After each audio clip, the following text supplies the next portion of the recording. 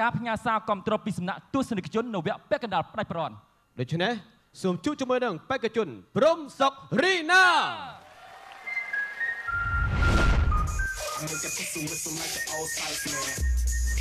សមត្ថភាពគេមិនដឹងយើងយកអីyes នេះគួរតានេះ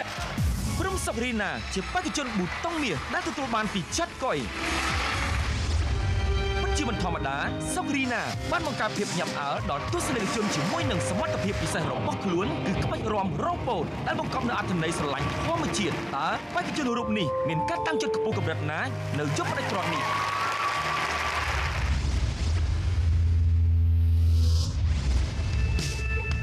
ខ្ញុំនឹងបញ្ចេញក្បាច់រាំរ៉ូបូតដដែលប៉ុន្តែខ្ញុំនឹងធ្វើឲ្យទស្សនិកជនភ្ញាក់ផ្អើលនឹងក្បាច់រាំរបស់ខ្ញុំក្មួយព្រំសុករីណាគាត់មានសមត្ថភាពរាំក្បាច់រ៉ូបូតបានល្អបាច់ផ្លែកដែលគាត់បញ្ចេញមកមានភាពចាក់ទាញច្រើនសង្ឃឹមថាពុកម៉ែបងប្អូននឹងជួយគាំទ្រដល់រូបខ្ញុំដើម្បីឲ្យក្លាយជាម្ចាស់ជ័យលាភីក្នុងកម្មវិធី Cambodia Got Talent រដូវកាលទី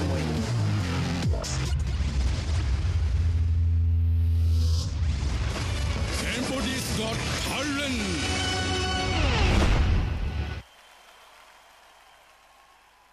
តែឈានចូលមកដល់នៅពេលបន្តិចទៀតនេះក្រោមការរៀបចំមួយដែលធ្វើលោកអ្នកប្រកាសជាជក់ចិត្តដាច់អារម្មណ៍ក៏ដូចជាមានអារម្មណ៍ថារំភើបព្រោះខ្ញុំក៏ដឹងថាគាត់នឹងមានអ្វីដែលប្លែកដែលពេលនោះនឹងមិនទាន់បានជ្រាបទេដោយសារតែខ្ញុំឃើញគាត់សមនឹងគាត់ថាមើលគាត់ជក់ចិត្តចង់មើលទៀត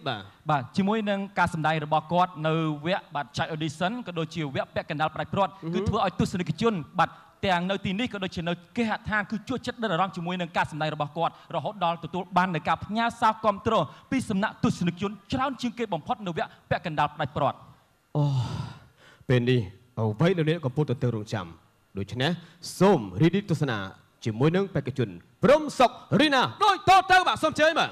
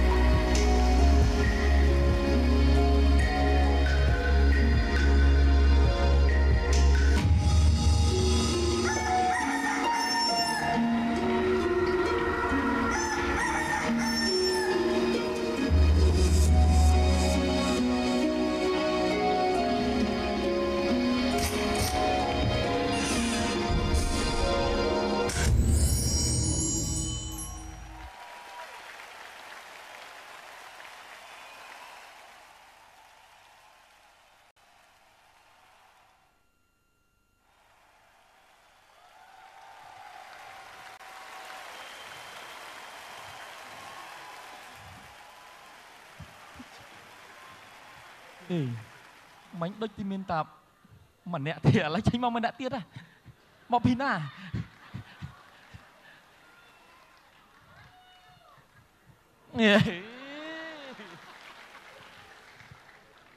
ba